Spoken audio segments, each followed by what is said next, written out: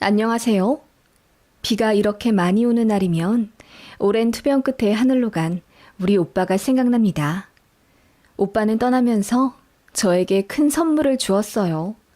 바로 오랜 악연이었던 신우를 끊어버리게 도와준 건데요. 제가 받은 상처는 둘째치고 지긋지긋하던 신우년 이제 안 봐도 되어서 너무 좋습니다. 남편에겐 누나와 여동생이 있습니다. 즉, 저에게 신우가 둘인데요. 처음엔 저도 신우들이랑 잘 지내보려고 했습니다. 다행히 손이 신우는 성격도 좋고 어진 품성을 갖고 계셔서 항상 따뜻하고 좋은 말씀만 해주시는 분이었어요. 저도 그런 형님께 더 잘하고 싶은 마음이 있었습니다.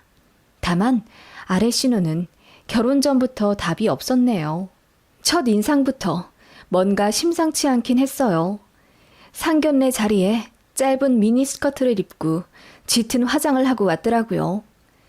그런 막내 신우를 시부모님도 좀 창피해하는 느낌이었는데 지금 생각하면 부모님도 딸 자식 컨트롤이 안 되어서 그렇게 데리고 나왔나 싶습니다. 결혼할 때 예복비로 인당 30만 원 정도 생각해서 양가에 드렸습니다. 그런데 신우가 본인은 입고 싶은 옷, 구두, 가방 다 사야 하는데 100만 원 정도 된다며 좀 더 달라고 하더군요. 그때 정말 어이없었어요. 남편이 미안하다며 본인이 신우 정신교육 시키겠다고 하더니 서둘러 방어하더라고요. 남편은 저에게 그냥 잘 해결되었다고 했는데 나중에 아래 신우가 술 먹고 저한테 전화 걸어서는 술주정 하더라고요. 가족들 사이에 너무 짜게 구는 것 아니냐면서요. 너무 당황했고 어이도 없었지만 그 다음날 남편이 신우를 엄청 혼내서 결국 사과받았던 일이 있었습니다. 사실 어린 신우 맘에 오빠 결혼식장에서 예쁘게 꾸미고 싶겠다고 생각은 들었고 세상 물정 모르고 철이 좀 없나 보다 애써 생각했네요. 남편도 본인 입으로 자기 여동생이 철없다고 했었고요. 그리고 또 다른 사건이 있었는데요. 저희는 그렇게 여유 있는 사람들이 아니기 때문에 예물 예단도 생략할까 하다가 그래도 최소한이라도 하는 게 나을 것 같아 시댁에 은수저랑 반상기를 보냈고 예단비로 500만 원 보내드렸습니다. 시부모님께서는 너무 고맙다 하시며 저에게 10돈 정도 되는 금목걸이를 주시고 예단비 중 300만 원을 돌려주신다고 하셨어요. 그런데 집에 와 봉투를 열어보니 100만 원밖에 없는 거예요. 혹시 분실했나, 누가 가져갔나 싶어서 심장이 덜컹하더라고요. 가방도 살펴보고 차도 살펴보고 그것만으로도 모자라 걸어온 길을 거슬러 다 살펴봤는데 없더군요. 시부모님께서 거짓말 하실 리는 없고 그 귀한 돈을 잃어버린 걸 들키게 되면 얼마나 한심하게 생각하실까 전전긍긍했네요. 당시 남편한테도 어떻게 말해야 할지 몰라 고민하다가 결국 울면서 토로했더니 남편이 시댁 가서 다시 찾아보던지 아님 물어보겠다고 했는데 결국 못 찾았어요. 그래서 제가 속상해하니까 남편이 본인도 더 잘 챙길 걸 그랬다며 본인 개인 돈 200만 원을 저에게 주더군요. 물론 제 잘못이라고 생각해서 받진 않았지만 그 마음이 참 고맙더군요. 그런데 남편이 아무리 생각해도 찜찜했는지 조사를 계속하더니 결국 찾아냈더군요. 막내 신우가 돈도 없는데 비싼 디지털 카메라를 어디서 사가지고 들고 다니는 걸 이상하게 본 남편이 끈질기게 추궁을 했나 보더라고요. 신우는 계속 본인이 모아둔 돈 쓴 거라면서 억울해했지만 남편이 통장 내역까지 보여달라며 난리를 쳤다더군요. 결국 그 돈의 실체는 어머님이 저에게 주실 꾸민비 봉투에서 나온 거라는 걸 알게 되었죠. 돈 봉투 안에 300만 원이 아닌 100만 원만 들어있으면 제가 시어머니한테 감히 물어볼 거라고 생각 안 했답니다. 그리고 제가 잃어버린 거라고 자책하더라도 어디다 말하지도 못할 거라는 걸 알고 그렇게 계획을 짰나 보더군요.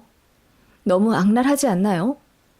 그게 결혼식 치르기 일주일 전에 밝혀진 일이었고 시부모님이랑 남편 그리고 손이 신우까지 전부 난리를 쳐서 막내 신우 혼내느라 뒤집어 엎으셨다더군요. 그래서 결혼식장에 막내 신우 안 왔어요. 시부모님이 저한테 미안하고 면목 없다고 그냥 집에 두고 오셨다더군요. 정말 황당 그 자체였던 사건이었죠. 알고 보니 신우가 집안에서 애물단지 같은 존재더라고요. 어릴 때부터 자잘자잘하게 사고치며 비행도 좀 했던 것 같고요. 모르겠어요. 제 남편도 그렇고 손이 신우인 형님도 참 품성 어질고 괜찮으신 분인데다 시부모님도 평범하시거든요. 좀 꼬장꼬장하신 면은 있지만 그렇다고 눈에 띄게 문제 있는 분들은 전혀 아니세요.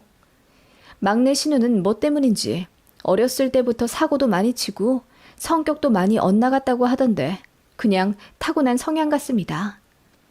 아무튼 그런 막내 신우가 신경은 쓰이긴 했지만 결혼하고 나서 남편 직장은 멀리 아랫지방으로 옮겨야 했기 때문에 시댁이랑도 자주 왕래를 못했고 막내 신우랑도 2년에 한 번 볼까 말까 하며 살았네요.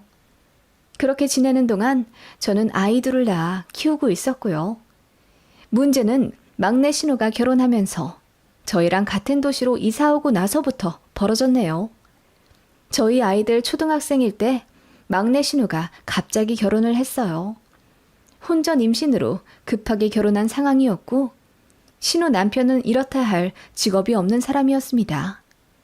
이해가 가지 않았지만 너무 사랑해서 없으면 못 산다고 울고불고 난리쳐서 겨우 양가 허락받고 결혼하더라고요. 그런데 모아둔 돈이 거의 0에 가까웠기 때문에 신우 남편한테 700만 원 있었다고 하더군요. 양가에서 조금씩 모아 22평짜리 전셋집에서 신혼 시작하더군요. 그런데 신우가 저에게 뭐 맡겨놓은 듯이 굴더라고요. 임신했을 때는 본인 좀 잘 챙겨달라며 체리 사달라, 복숭아 사달라 매일 연락 오고 그것도 모자라 저희 가족 마트 갈 때 따라가서 본인 먹고 싶은 간식 5만 원어치 막 담더라고요. 뻔뻔하게 계산은 하지도 않았고요.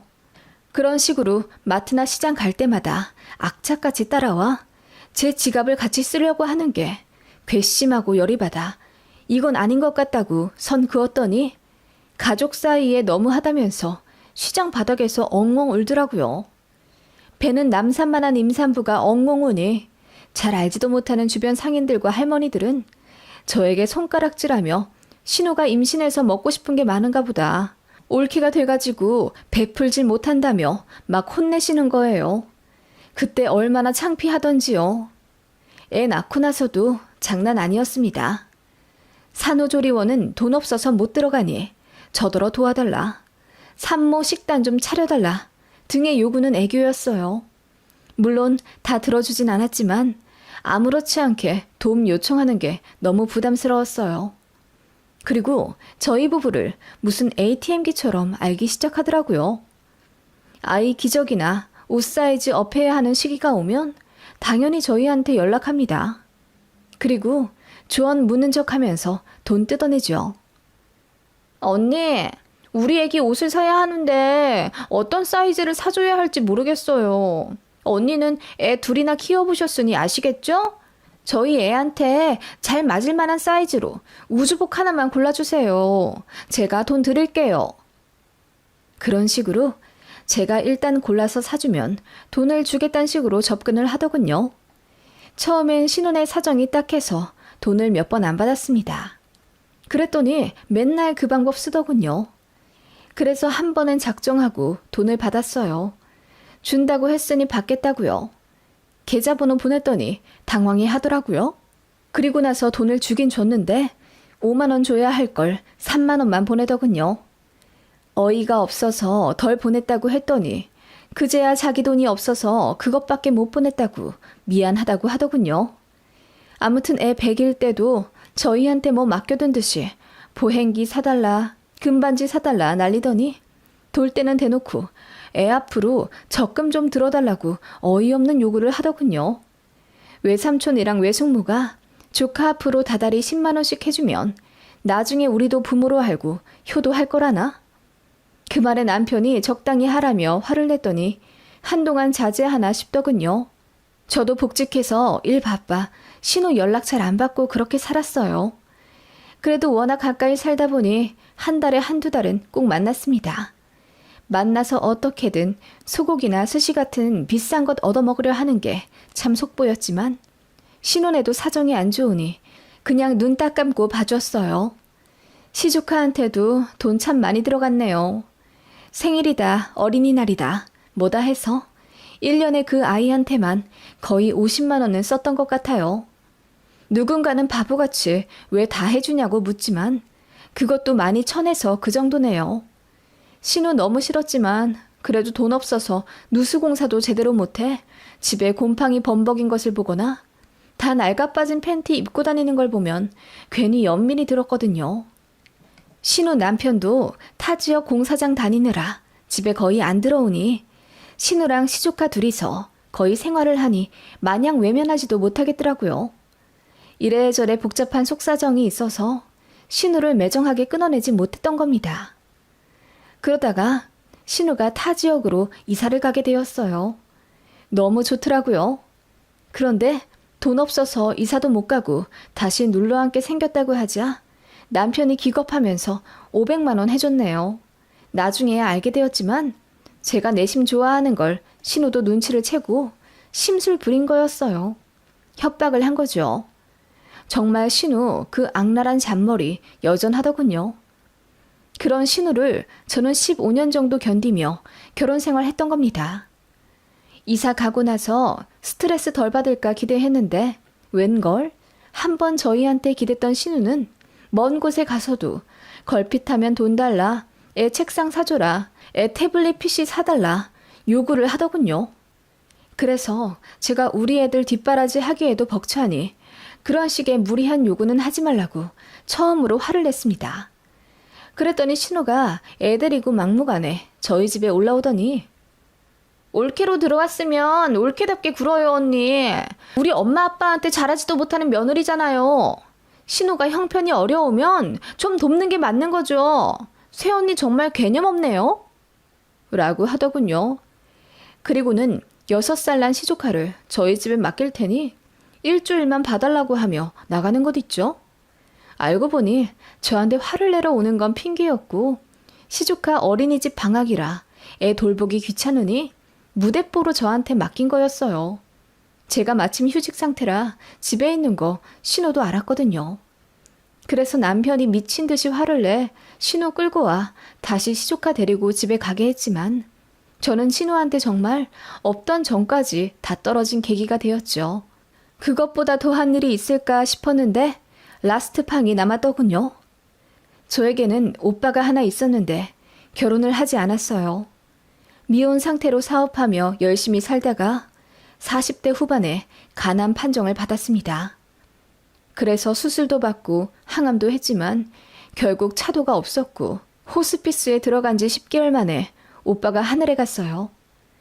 친정엄마와 아빠가 전국을 돌아다니며 백방으로 치료 방법 알아보고 노력하시느라 고생 많이 하셨고요. 그걸 시댁 가족들도 다 알고 있어요. 형님도 저희 오빠 일에 누구보다 많이 걱정하며 호스피스도 3일 밤낮으로 알아봐 주셨고요. 오빠 입원해 있을 때 1년 동안 병문안을 무려 5번이나 와주신 고마운 손이 신우입니다. 다만 손 아래 신우는 역시나였어요. 저희 오빠 상황 안 좋은 거 알면서도 껌 딱딱 씹으며 어떡해요. 빨리 나으셔야 할 텐데 라고 하더군요. 호스피스까지 간 마당에 암말기 환자가 낫고 말고가 어딨겠어요. 그만큼 성의 없는 위로를 했다는 말입니다. 그러면서도 듣기 거북한 말을 종종 하곤 했어요. 결혼을 하셨다면 좀 나으셨을지도 모르겠어요. 돌봐줄 부인도 없고 자식도 없어서 더 현생에 밀어넣는 것 아니에요? 그래서 차도가 없는 건 아닐까요? 그 말에 저도 예민해져서 말 조심하라고 했더니 입 다물긴 했습니다. 근데 되게 상처더라고요. 아무튼 그렇게 하늘나라 가버린 오빠 장례를 정신없이 치르고 오빠 생전 모아둔 재산과 사업장 정리하느라 너무 바빴습니다. 오빠는 미리 유언장을 남겨놓은 상태였어요. 부동산 포함해서 모든 재산을 동생인 제가 현금화해서 아빠, 엄마, 저 이렇게 3등분에 소유하라고 적혀 있더군요. 오빠는 자가 아파트가 하나 있었고 시세 8억짜리였어요. 대출은 1억 정도 끼어 있었고요. 사업장은 정리하니 6천만 원 정도가 남아 그거랑 오빠 부의금 들어온 것 더 보태 오빠 명의 대출부터 싹 정리했습니다. 집은 바로 처분하기 어려워 부모님과 상의 끝에 당분간 그대로 두기로 했어요. 그런데 막내 신우가 어느 날 저에게 전화를 하더니 오빠 재산 같은 건 다 정리를 하셨냐 묻더군요. 제가 좋아하는 손이 신우라면 응당 내 걱정이겠거니 싶겠지만 뻔하디 뻔한 막내 신우라 음흉하게 들려 기분이 나쁘더군요. 그래서 알아서 할 테니 오빠 얘기 안 물었으면 좋겠다고 했어요. 그런데 며칠 뒤 웬일로 저희 집에 수박까지 사들고 와서 방문하더군요. 원래는 항상 빈손으로 오던 신우거든요. 와서는 제 눈치 싹 보면서 언니, 살이 많이 빠졌어요. 오빠분 사후 처리하느라 많이 바쁘신가 봐요. 라고 하더군요. 그러더니 또 저희 오빠 결혼 얘기를 하는 거죠. 결혼을 하신 상태였으면 배우자가 정리를 해야 할 일인데 안 하셔서 언니가 고생을 하네요. 그래도 하늘에서 보시고 고마워하실 거예요. 생전에 참 좋으신 분이었다면서요. 웬일로 말을 착하게 하나 싶더군요. 그런데 역시나 속꿍꿍이가 있었습니다. 집 얘기를 자꾸 물어보더니 그 집은 어떻게 처리를 할 거예요? 바로 안 팔릴 것 같다던데 그럼 전세로 돌리나요? 죽은 사람 집에 아무도 안 들어가려고 할 텐데 골치 좀 아프시겠어요. 라고 하더군요. 그래서 알아서 한다고 딱 잘라 말했더니 갑자기 팔자 눈썹을 하며 제 손을 잡더라고요. 언니, 아마 그 집 팔리기도 힘들고 세놔도 누가 들어가지도 않을 거예요. 이래저래 안 좋은 기운도 많을 텐데 정리를 할 겸 제가 들어가서 살아도 될까요? 그 말에 저는 제 귀를 의심했습니다. 네? 아가씨가 우리 오빠 집에 왜 들어가 살아요? 빈집 그냥 두면 안 좋잖아요. 그리고 팔 거라면 더 집 관리를 잘해야죠. 언니가 부동산에 그 집 내놓으면 저랑 우리 딸이랑 그 집 살면서 집 보러 온다는 사람들한테 집 보여주고 그럴게요. 그러다가 바로 팔리면요? 에이, 뭐 바로 팔리겠어요? 일단 저희 2년만 살다가 내놓으세요 그럼. 아무렇지 않게 제 눈을 빤히 보며 말하는 막내 신우의 눈동자에서 저는 오싹함까지 느꼈습니다. 정말이지 공감 능력이라는 건 찾아볼 수가 없는 태도였죠. 그래서 오빠 죽은 지 반년도 안 된 내 앞에서 그런 말을 할 수가 있냐며 제가 소리를 질렀습니다. 해도 너무한 건 아니에요? 아가씨 민폐 끼치고 산 게 개념이 없어서라는 건 알았지만 이 정도일 줄은 몰랐네요. 어떻게 올케의 죽은 오빠 집을 탐낸단 말이에요? 언니, 저 이혼할지도 몰라서 그래요. 우리 딸이랑 살 국민을 찾아야죠. 저 이혼하면 어차피 오빠랑 새언니가 저 도와줄 거잖아요. 어차피 그 집도 언니 재산 될 건데 좀 좋게 생각하면 어디가 덧나요? 그리고 민폐라뇨. 전 언니 오빠한테 민폐 끼치며 살았다고 생각한 적 없어요. 원래 가족끼리 돕는 거죠. 언니가 너무하네요. 신우도 적방하장으로 저에게 언성을 높이더군요. 저는 그 말에 열이 받아 가져온 수박도로 갖고 내 집에서 나가라고 했죠. 그러자 신우도 반말을 하기 시작하면서 대들더군요. 저더러 쪼잔한 쫌팽이라고 하며 어차피 죽은 오빠 재산으로 횡재한 거면서 제가 이기적이라네요. 그러더니 결국 하지 말아야 할 말을 해버리더군요. 어차피 결혼도 안 한 노총각이었으니 재산 물려줄 자식도 없잖아. 그래서 언니도 좋아한 거 아니었어? 사람이 좀 솔직해져봐. 가식 떨지 말고. 그 말에 저는 신우 고개가 돌아가 휘청할 정도로 뺨을 있는 힘껏 치고 말았습니다. 그걸로도 모자라 머리채를 아예 잡아버렸네요. 그 바람에 정말이지 개싸움이 되어버렸습니다. 저는 그동안 신우에게 당한 서름과 화를 모두 표출하느라 신우를 만신창이로 만들어버렸어요. 저는 얼굴과 어깨에 손톱 자국 조금 났지만 신우는 머리도 뽑히고 얼굴도 퉁퉁 붓고 온몸에 타박상을 입었어요. 바로 입원하고는 신고하더라고요. 결국 쌍방으로 처리되긴 했지만 그 일로 남편도 신우에게 완전히 학을 떼었고 시부모님과 손희 신우도 저에게 면목 없다며 사과하셨습니다. 정작 신우는 고개 빳빳이 들며 자기는 잘못이 없다고 소리치더군요. 오히려 좋았어요. 괜히 반성하는 걸 보이면 저만 마음 복잡할 텐데 일관성 있는 싸가지 없는 모습이라 죄책감도 안 들더군요. 앞으로 절대 연락하지 말라고 했습니다. 시댁 갈 때도 막내 신우랑 절대 안 마주칠 테니 불만 있으면 이혼한다 했더니 남편도 시부모님도 아무 말 못하시더군요.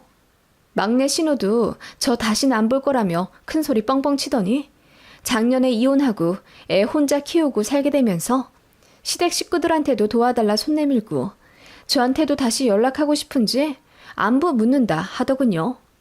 저한테 연락하면 바로 욕 박아버릴 생각입니다. 지긋지긋한 아래 신우 죽으면 눈물도 안 날 것 같아요. 장례식장도 안 갈 겁니다. 정말 뭐 이런 인간이 다 있나 싶어서 열받지만 그래도 그 일을 계기로 아예 안 보고 차단하고 살게 되니 마음은 편하네요.